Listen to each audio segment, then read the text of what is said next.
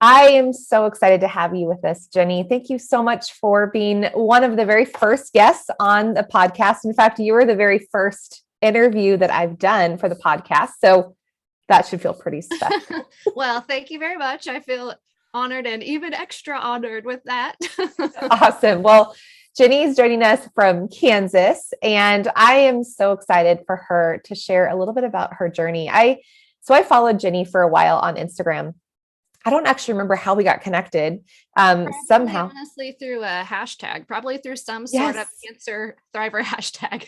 I bet that's how it is. You're right. That's probably exactly what it was. So I think we've been friends on Instagram for what, 2, 3 years, maybe? Yeah, at least I would say, yeah. Yeah, something like that. And I have just loved watching you and watching your posture through this diagnosis. And of course, I know we're so aligned in a few things, just the focus on healing the body naturally alongside a diagnosis like this, loving and trusting in Jesus through the process.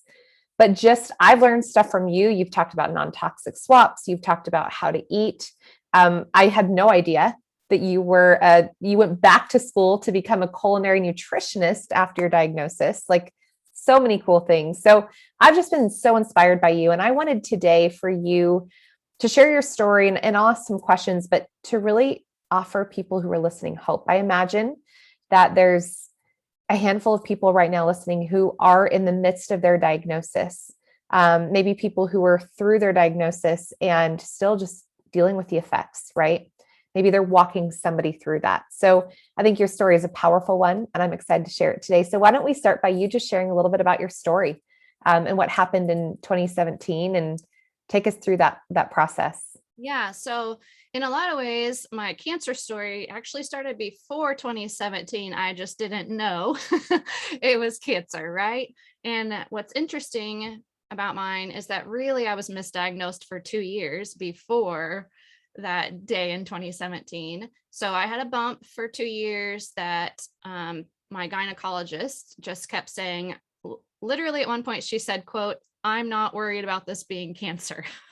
Oh, And, at the time, as a person in my 30s and who grew up like many of us, like, why would we not believe the person in the scrubs or the person in the white doctor's coat, right? If she said, "I don't think this is cancer," why would my mind even go to, "Oh, well, it's probably cancer. I should go deal with it with somebody else." So at that point, I just believed her. And then she ended up sending me to a specialist, AKA a surgeon, because she said, "I could cut this out." She thought it was just fatty tissue, a lipoma. She said, "I could cut this out for you, but I don't do this all the time. I'm going to send you to somebody who does this all the time so that you have a better aesthetic outcome." And when I ended up going to that particular surgeon, she, like, literally before she put her hands on me, when she just visually saw, she literally said, "I'm so sorry. I'm so sorry. I think this is cancer. We need to do a biopsy." And she ended up pulling in the ultrasound and like wanding it and being like, "This is not a fatty tissue. We need a biopsy." And also at the time, I didn't have any other like further information on if I should question a biopsy or not. And so we just went into business mode. Honestly, my husband was there because we thought we were scheduling a little minor procedure. And so we were there together to do it as a like, how does our schedule line up for this? And so we had a little business discussion of like, well, we haven't hit our deductible yet. It's December, would it matter if we waited? And the doctor said, "You've had this bump for years." And I said, "Yes."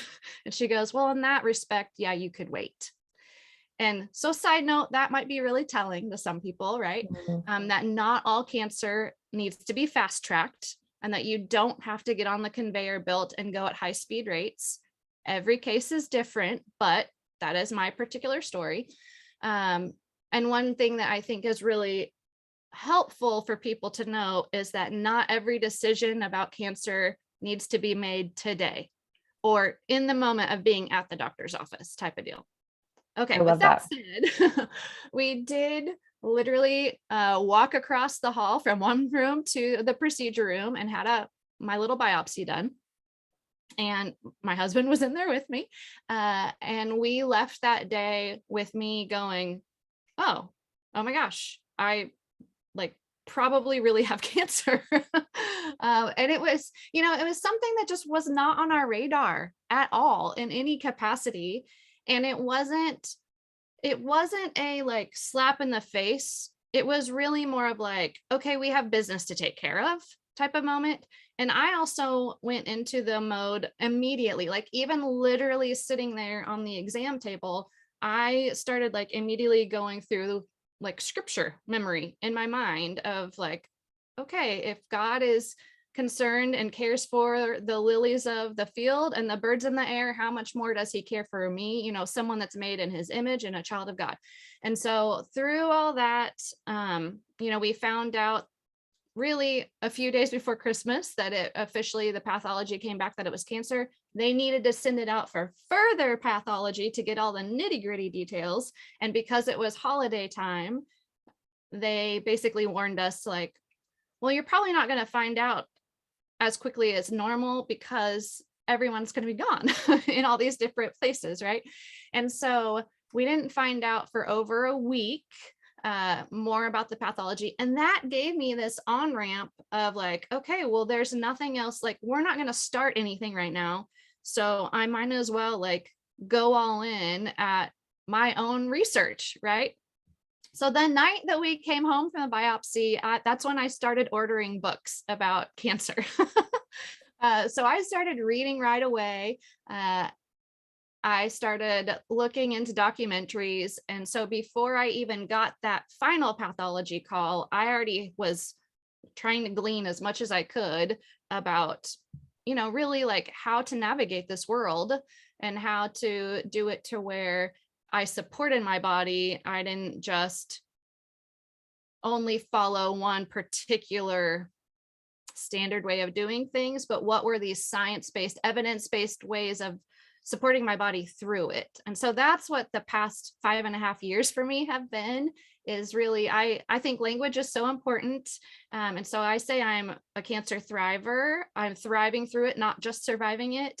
I don't talk about it being a battle or a fight. So my Instagram account is Shrink the Mutant. My website is shrinkthemutantschool.com, and it's Shrink the Mutant because cancer is our own mutated cells. So to me, the idea of fighting myself sounds exhausting to me. So that's why I don't say that I'm a fighter or a warrior. And I don't have any judgment towards anybody else that wants to use that language for themselves. That's fine. But for me, I say I'm on a healing journey. I'm on a cancer journey. I'm healing cancer. I'm thriving with cancer. I'm living with cancer.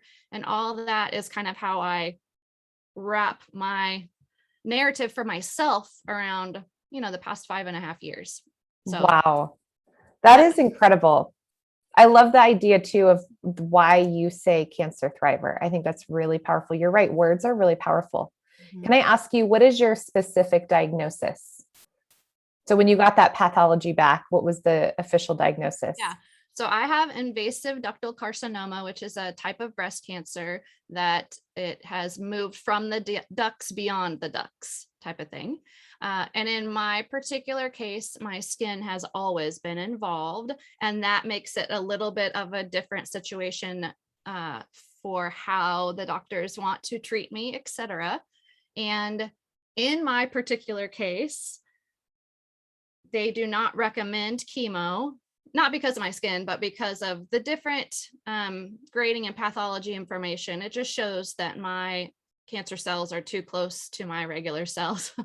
And so anyway, chemo is not recommended. Multiple doctors, multiple oncologists, multiple surgeons said, that same information. So it's not me just taking one doctor and being like, well, this one said, I have gone to so many doctors and surgeons and different specialties over the years. And so everyone, agrees on that.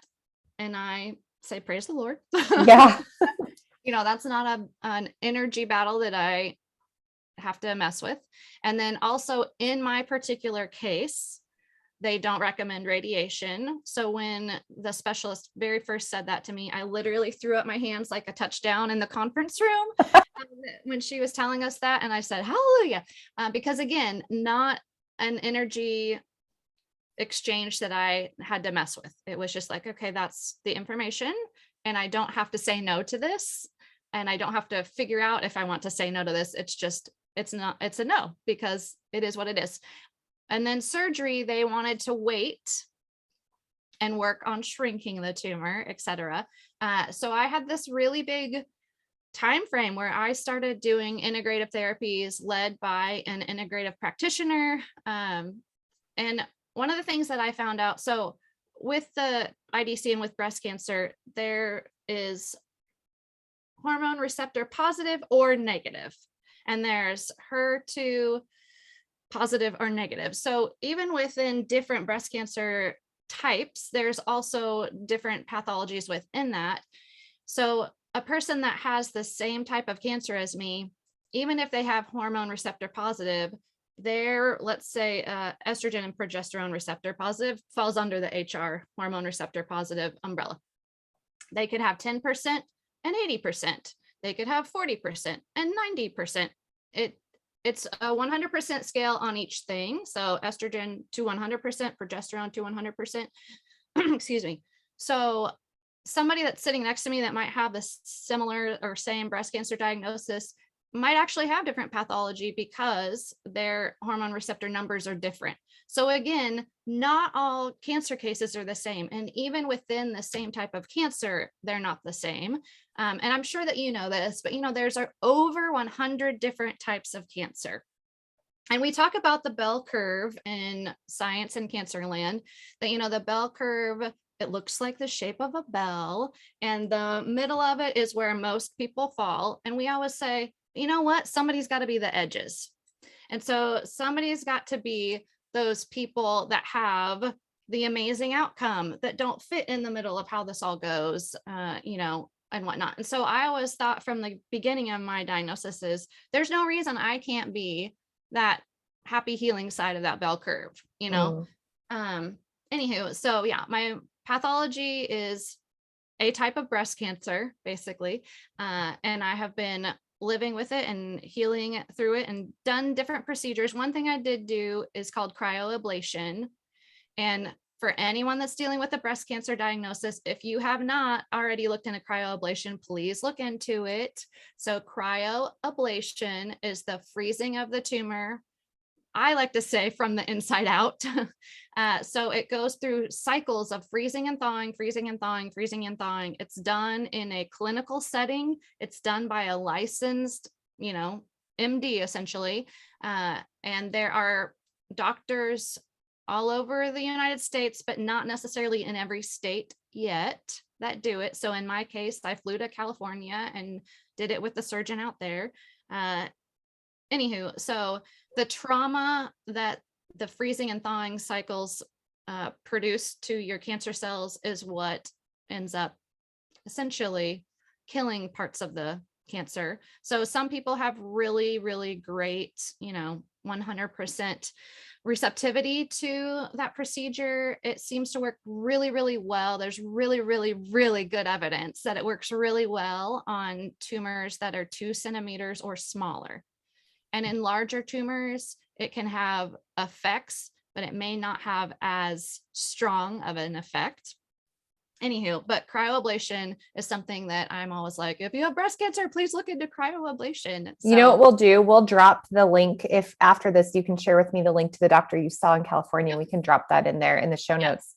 So let me ask you then, this is just so fascinating. So you're diagnosed, and shockingly, and also hallelujah, right? Because we all have this story in our head of what chemotherapy and radiation will be like if we haven't experienced it yet. So you're diagnosed. They tell you, multiple people tell you, we're not going to do chemo and radiation. We're not recommending this. So what was their protocol? What did they say to do? From the conventional? Yes, there's one thing. There's one drug that they can offer me. And I'm sitting here not squirming in a negative way, but like kind of squirming of like, how much do I share of my personal medical information and personal family history? But I will say that the one drug that they can offer me, the side effects are anything from, it's like it puts you in. Okay, so I'm premenopausal. So there's things that they do for premenopausal women, and there's things they do for postmenopausal women. So in premenopausal, the drug essentially puts you in a medically induced menopause. So the immediate conversation that the doctor had with me was, so you guys need to have a family planning conversation and decide if you want to harvest your eggs now. And so not only for, ladies that are dealing with a cancer diagnosis that might be hormone dependent, et cetera, treatment has all kinds of effects on fertility. And in this particular drug, menopause obviously has an effect on your ability to have a family and whatnot. So those were conversations that we had to have that week in a way, and go decide if we wanted to do genetic counseling and all that type of stuff. Insurance, just for people in general to know, insurance for the most part does not cover any sort of fertility care, even for people with cancer. Wow. And it's tens of thousands of dollars. So at the time, that was not something that we chose to do. I love the great philosopher Justin Bieber and his wise words of never say never. So, on any of this, even chemo, right? I'm never going to say that I'm here to say never say never. So I'm never going to say I would never do any of the fertility things. That's just a bridge that we haven't chosen to cross 5 years ago, nor at this season of our life. Okay, so this one drug, back to the one drug that they can give, has not great side effects. So anything from the menopause and everything that you think of when you think of what goes along with menopause. And then also strokes, uterine cancer, other things. And so in my family, there's a family history directly connected to me of strokes. And so that's what I would have that conversation with my, standard oncologist, et cetera, of, I watched my mom go through strokes and pass away eventually of that process. And that I don't want to do that to my husband, and I don't want to live that way, et cetera.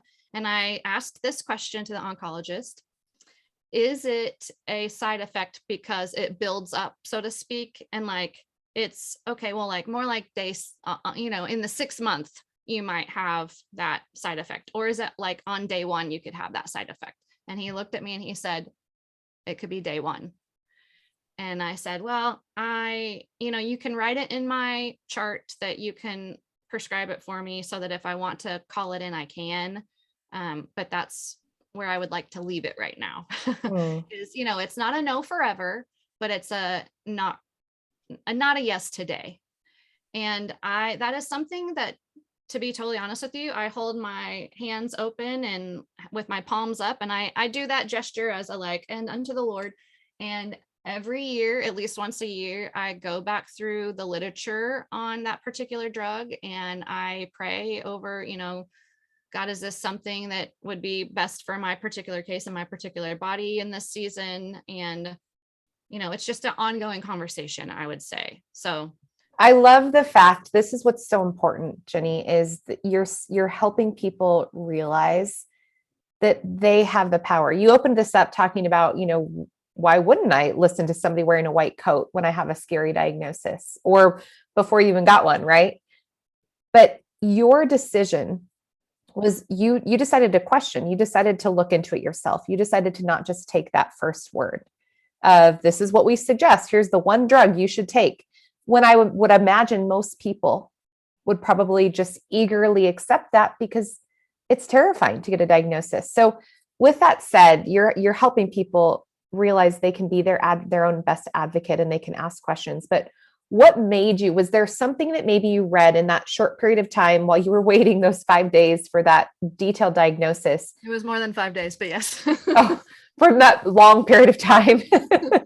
What was there something in particular that gave you that confidence, or have you kind of always had that confidence and that awareness to question?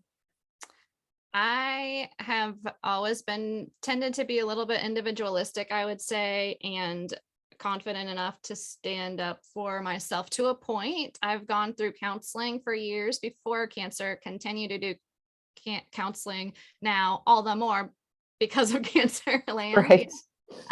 So much of it is practice, like practicing that. I didn't go from night and day, it's been years of, so to speak, asking the questions that I want to ask that make me feel more comfortable, whether or not it's this topic or something in my relationships or something at work at the time or whatever, communication is me communicating my thoughts and my needs. Mm. So I think it's been something that it's built up. It's a muscle that's been built up, so to speak. And I did know ahead of time, ahead of that prescribing conversation, that would be the particular medication that would be recommended. And so I had done a lot of reading before that meeting. And then also I used the hashtag of that drug's name on Instagram, and I read people's stories, and testimonies are powerful for good and not as good, right? So going in and hearing other people's stories of what worked for them and what didn't work for them. And I mean that, really broadly when I say what worked and didn't work, that hearing about how people couldn't get out of bed, like they physically hurt so bad to their bones, in their bones, because of this medicine, that they couldn't get out of bed. Oh, wow. That's not quality of life to me. And my thought process with all this stuff is like, what is going to support my quality of life? Yeah. And I think maybe for people to hear too, again, prerequisiting that there's over 100 different types of cancer, and even with the same type, we all have different stories and different cases. We all have different chemistry, and so our stories are going to be different. But if I can say I've been living with cancer for more than 5 years, because we know I had it for 2 before that, and we know that it has to work to get up to that palpable point anyway, right? So and I've said this to different doctors of like, so that could probably mean I've probably been living with cancer for 10 years. And doctors shake their head and go, yeah, that could very well be. So I think, like also taking that layer off the scary cancer onion, taking one of those layers off and go, there's a whole lot of people that can live with cancer. Yeah. And if people could see you, which they will, when you guys have to go follow her on Instagram at Shrink the Mutant. We'll link in the show notes, but if you could see her right now, she is full of life. And when you find her on Instagram, you're going to see it. Like just you're so full of life. And that's what gives people hope to see that. So you said for now, no to this particular conventional option. And so then what was your next step? Because obviously you've done research and you started to acquire knowledge. So what was your next step in making the decision of what you were going to do? So through watching documentaries, reading scientific literature, I was able to find that there was an integrative clinic, or we can somewhat interchange words, right? We can say naturopathic, holistic, integrative. Yep. So there's an integrative clinic that ended up only being 15 minutes away from my house that have been the world leaders in IV vitamin C for cancer research. And so I literally called there keep in mind, this is over the Christmas holidays. I called there every day until I talked to a human. Like I left messages, yes, but that's again, like that muscle of confidence of being built up, is that I was going to call until I talked to a human type of deal. And so I had done enough reading and watching and listening that even when the guy got on the phone with me, I literally said, like right off the bat, I said, you do not have to convince me to be a patient here. I'm telling you, I want to be a patient here. And I would like to get in as soon as possible. Here's my diagnosis, excuse me. So I was able to get in within 2 or 3 weeks. Let me think. Let's loosely say 3 weeks. I think it was a little bit less than that, of my diagnosis. And so, as a part of my, I guess, start on that journey of like, what is going on with my body questions, that integrative clinic did huge, massive amounts of blood work and lab work that very first day I went in, right, as a new patient intake. And at first, I think for people that are not used to that world, it can be really overwhelming. You look at all those vials Yeah. and go, holy moly, So when I received the information back, it was at that time 14 pages of results. And it was just this amazing window into, okay, well, there's a lot that we can, in a good way, manipulate in my body with nutrition and targeted supplements and vitamins. Like there's all of this stuff that we can do to work on my entire body, my whole entire terrain, right? Another thing we talk about in cancer land is that cancer, we think about it in Western world as it's a spot, right? A lot of times for hard solid tumor types, to think about it, oh, it's a spot, we got to deal with that spot, got to pull that weed, we got to bomb the entire body to pull that weed or whatever it is, right? But what else can we do to support the entire terrain and to make that soil really, really good, right? And so that doctor that I ended up seeing first at that clinic, well, there was a lot revealed, right, in that blood work that included that I was extremely estrogen dominant, which doesn't help in a hormone fueled cancer.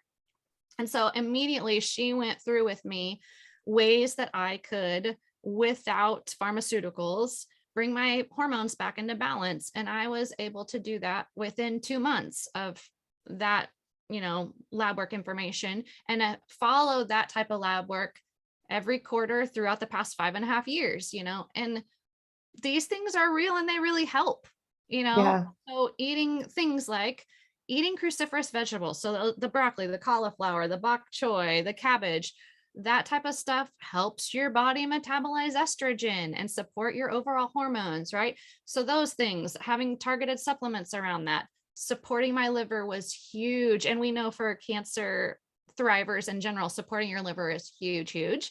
So doing things that were specific to that and detoxing. And I know you have so much good information about detoxing, not only your body, but your home, because what is in and around us goes in us and affects us at a cellular level. So, by the way, she's not paying me to say this, but if you haven't already checked out her untoxin method, you should. I love it. So supporting my liver and sweating, getting the toxins out through infrared sauna, movement, rebounding, and I will go ahead and say it, coffee enemas. Yay, my favorite topic.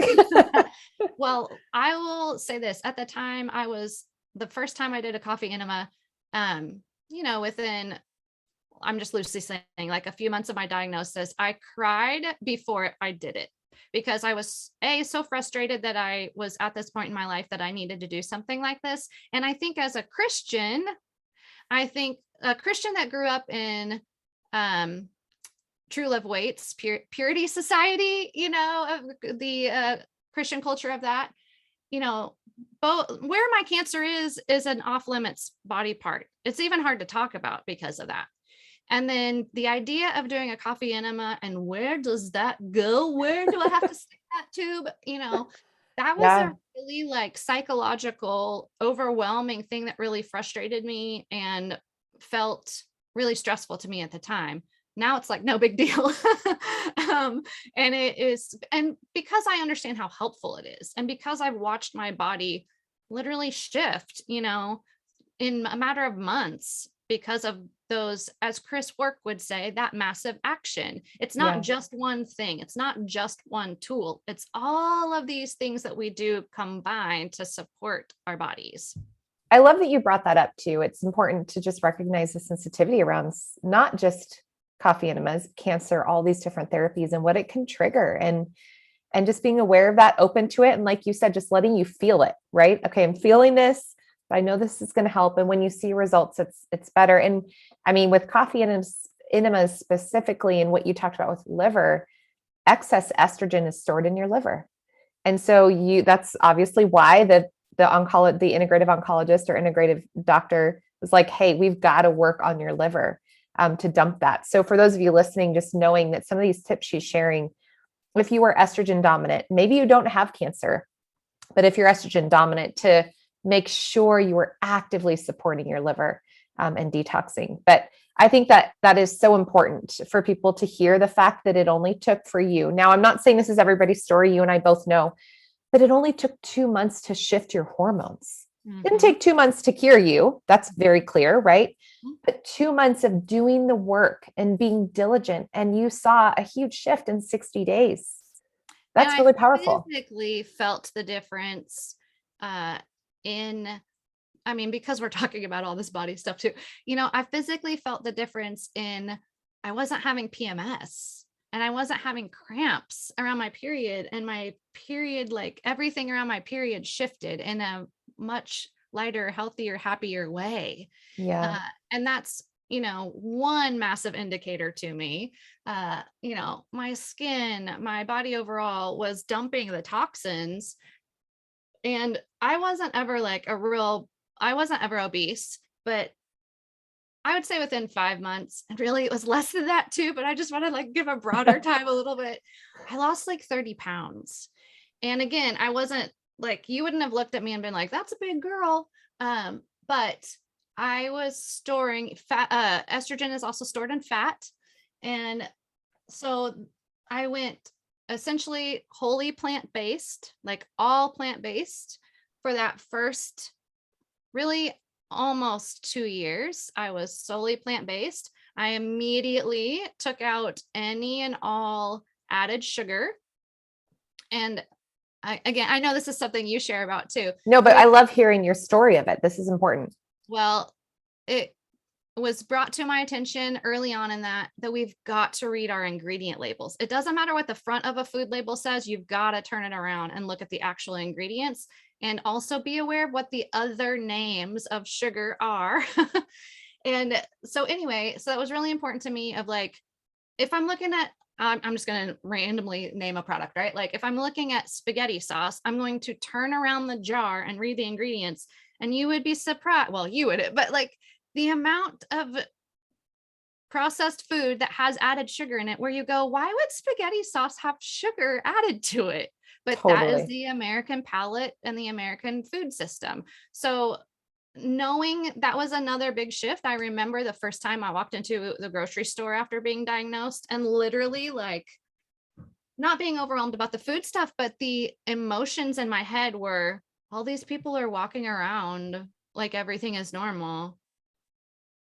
They have no idea I have cancer. And it wasn't about me. I didn't mean it like that, but this new shift, and you walk into the world differently all of a sudden with okay, I'm in this grocery store and I suddenly am aware and need to make new to me decisions about what my food is going to be this week. It's so funny you say that, because Jenny, I remember this it might've been my first grocery store trip after Kicker was diagnosed.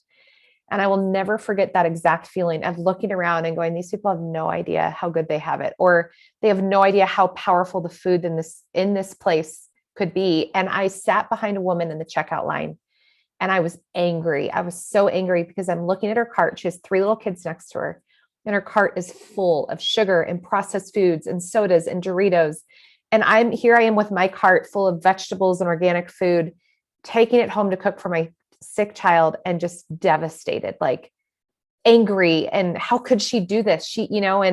But she didn't know. And so that was such a powerful moment for me too. And again, I was angry, but yeah, people don't realize the importance of food and in this process of healing.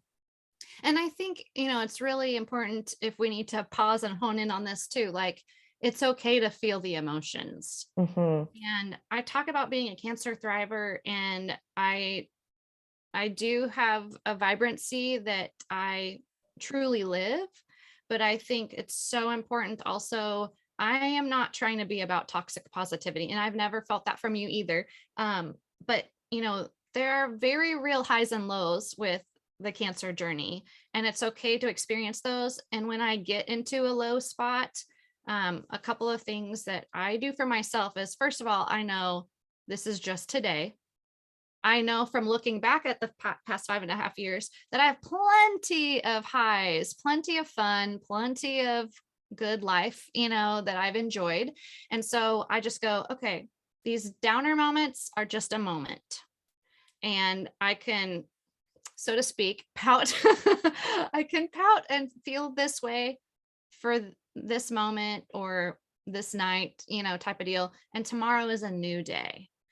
And that is also where it's not that every day I go, oh Lord, you're great, this is the best life ever, thank you so much, but there is scientific evidence that shows that our brains cannot hold anxiety and gratitude at the same time, right? And so there is something about the practice, again, I'm using that word, like it is a muscle that we have to build, that we switch over, snap our fingers, so to speak, and switch over intentionally our thinking.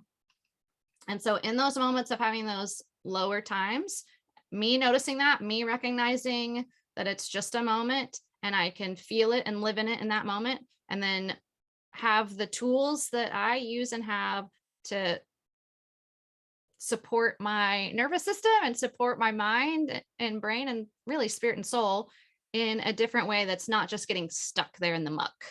Totally.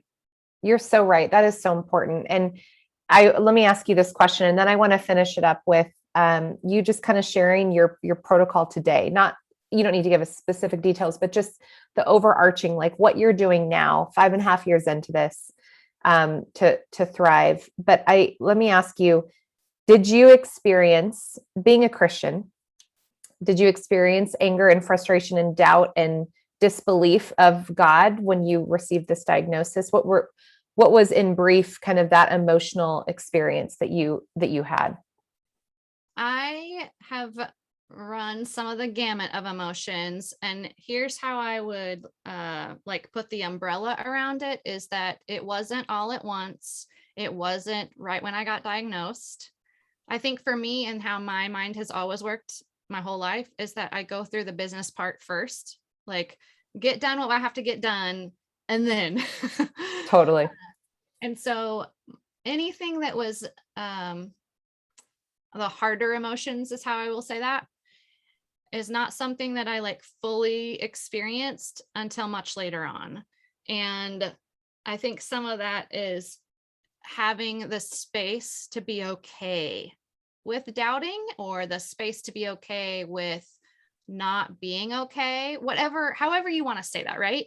And knowing, because I have a Christian worldview, I had an entire course in seminary called the Theology of Suffering and Healing. And so, there's theologians over centuries talk about this topic, right? It's not something that can be solved in one conversation or by one book necessarily or whatnot. It is a very real human issue and human emotion. And my Christian worldview about it is that we live in a fallen world, that we're made in the image of God, but there are things, we live in a toxic soup. So our environment, the things that we have as options to eat or not, the various chemicals that can harm us, in us and on us, our personal care products, right. The various things, what we cook in, what is in our water, what is in our air, even inside our homes, all of those things are a toxic soup for us that turn on and off our genes that help support or hinder cancer. So with all of that, I just think we live in a fallen world, that the cues are there for cancer. So I don't blame God for my cancer. I never have. I have never thought God did this to me. He allowed it, but he didn't do it to me. He's not doing it to me to, quote, teach me a lesson. Now, there are lessons that I learned through it. I am not happy I have cancer. I have never said that. but I am thankful for the lessons I have learned. But that is two different statements. So true. So I think hope, one of the things that I actually have a sticker that's available in my shop right now that says hope is a drug in itself. You can also get it Ooh. as a tote bag, because I use that for my medical records binder that I take with me to my medical appointments. Put it in that tote bag, be a message of hope to the other people. Hope is a drug in itself. I love that. That's so I think good. that that is so true. And for anybody listening, the power of hope is exponential, right? Yeah. Part of how you have hope is you be inspired. And so find other people's stories. There are, the Heal documentary is one that I love to recommend to people. It is not necessarily any one particular religious worldview. So there's a variety represented there. I like to go ahead and preface that, but that people can heal, your body can heal. Our bodies were designed to heal. And so having some greater hope that is either beyond you or a greater hope that you have seen other people thrive and that you know that there is possibility, and you dig into that when you have those moments of I don't know if this is possible. Actually, it is possible. And to lean into that hope is really, really, really powerful. I love that. I didn't know you had that sticker and bag. I'm going to go check that out. That's so cute. And it's so powerful. You're right. And we learned really quickly in this diagnosis that you have to live 15 minutes at a time. And because outside of that, you can easily lose hope because you're anticipating what's to come. And then you're worrying about what's to come and you're experiencing the anxiety. But if you stay so present, you experience so much less of that. Mm-hmm. So would you mind just sharing right now? And again, I can't wait for you guys to find her online. And many of you might actually end up working with her at some point. She's a cancer coach. But I 5.5 years into thriving through this diagnosis, what are you doing now? What is your kind of overarching regimen that you would consider your treatment plan? Yep. So just so it's clear, I do not have metastatic spread. I've never had metastasis, and that's been shown through scans, etc.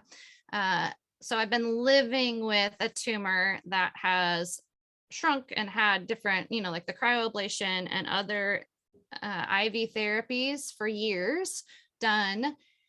I'm trying to think of the word to say. I don't want to say but, I want to say and. Mm-hmm. And I still have cancer. So I have been in contact with surgeons literally every year of my journey. And I continue to pursue what could surgical options be for me, because I've been working on my terrain. I've been working on my terrain for so long. I have all these tools. And is there a surgical option for me to remove the tumor burden, to remove the cancer burden, that main thing that's on my body, right? But that I am also really aware that there are stem cells or cancer stem cells that float around our bodies, right? And we don't want them to set up shop in a clump somewhere else. So I do things to help with that. I'm on a break from IVs right now. I'm not on an intensive protocol with that right now, just because of my particular arms and life right now. But that doesn't mean I won't go back to it. So loosely, I will say things that I have done that you can check out on my Instagram or connect with me about if you're wondering about IVC, IV mistletoe shots, hellebore shots, and then various off-label drugs. So now people know about off-label drugs because of a certain thing that's been going around the past couple of years. But in cancer world, off-label drugs have been a thing before 2020. And so there are things that we can do that target cancer pathways.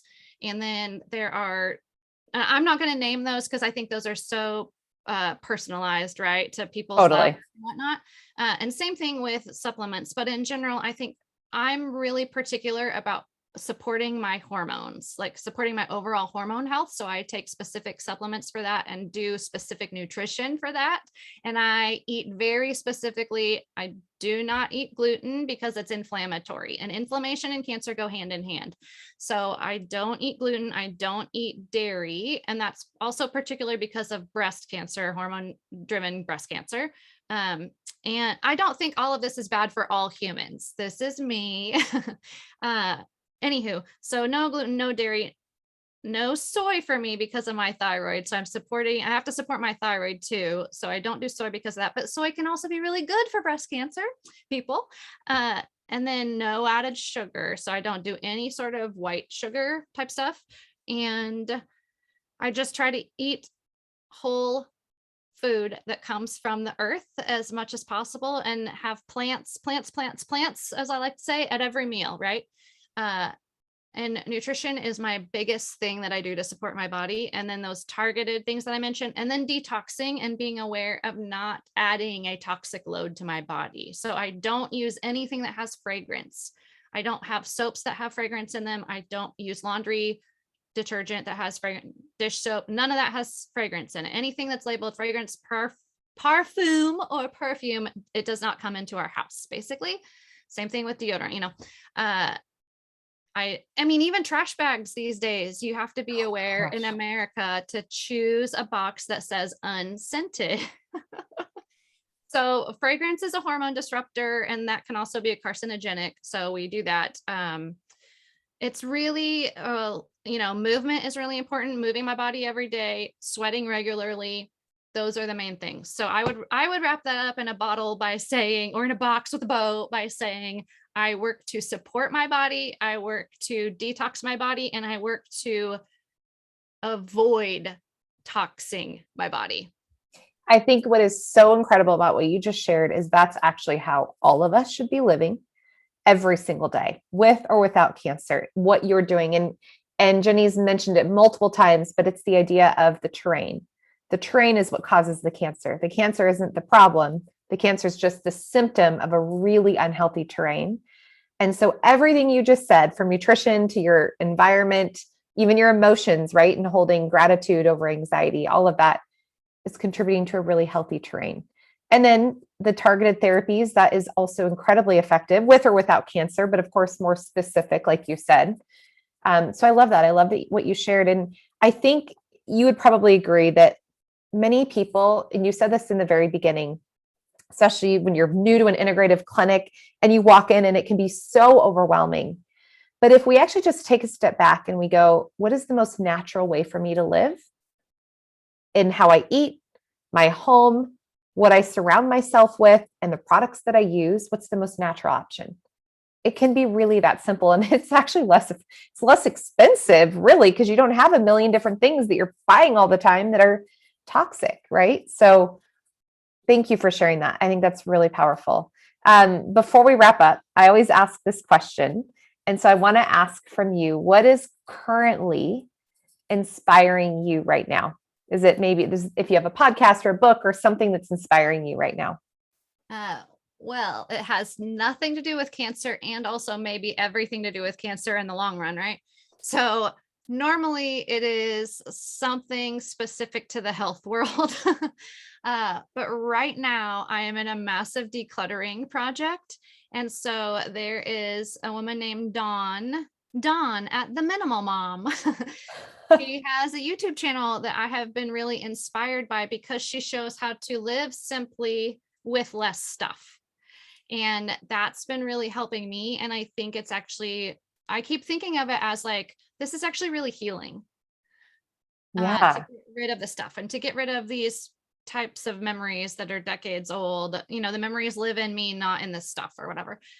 So yeah, I'm in a decluttering project. So in a particular gal she's gracious and compassionate in what she shares. And when you look at the videos and you see her home, you can like take that deep breath of peace and go, oh yeah, this is peaceful and whatnot. And so I think I resonate with her because I am not a drill sergeant and that's not how I coach. I would rather like be your cheerleader than a drill sergeant. Mm-hmm. So I resonate with her on that. So what was her name again? Her channel is The Minimal Mom. Okay. And I believe she's that also on Instagram. So I love it. Shout out to her. Yeah, no kidding. I'm going to check her out. Sponsored. Yeah, right. I'll list that in the show notes because I'm excited to check it out too. That's so rad. Jenny, thank you so much. This was such a gift. And just to hear more of your story, and you are a total inspiration to me. Like, not having cancer myself, but being a caregiver, I always would say, like, gosh, my kid is so resilient. I can't imagine this. And so seeing you live this out and doing it in such a graceful, inspirational way and serving through this, that's what's so beautiful, is watching you thrive through cancer, but you're not just thriving, you're actually helping others do the same, and you're serving people. So thank you for just being you, and thank you for sharing with our community and being my very first interview for the podcast. I'm so excited about that.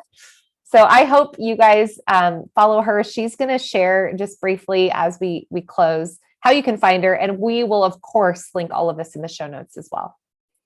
Thank you for saying all that. It made me a little teary-eyed. So thank you, thank you, thank you. You can find me on Instagram is really the best place. Instagram is Shrink the Mutant.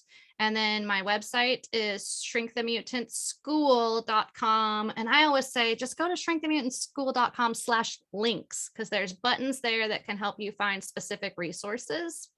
I have, a page, a resource on the best books for cancer patient. I have the best kitchen tools for cancer thrivers. I have different recipes, how you can connect with me on coaching, one-on-one coaching, different stuff like that. So head there to find that stuff. I mean, I'm not on TikTok yet. Should I get on TikTok? I don't know. I think you should. You just save the videos you're making on your reels to your phone before you post it, and then upload it to TikTok. So it's maybe just another way to reach people. Yeah, maybe after this airs, you can also find me on TikTok. Hopefully under the same name. Hopefully we'll see. But essentially that. And then if you're not on Instagram and you go to my website, you can find a form there of how to get in touch with me and stuff. And also you can find me on Facebook at Shrink the Mutant School. But essentially Instagram is the best way, at Shrink the Mutant. And yeah, connect with me there. Awesome. Thank you so much. I'm sure we're going to have you on again in the future. And I'm just so thankful for this time with you. Thank you very much. Bye, Jenny.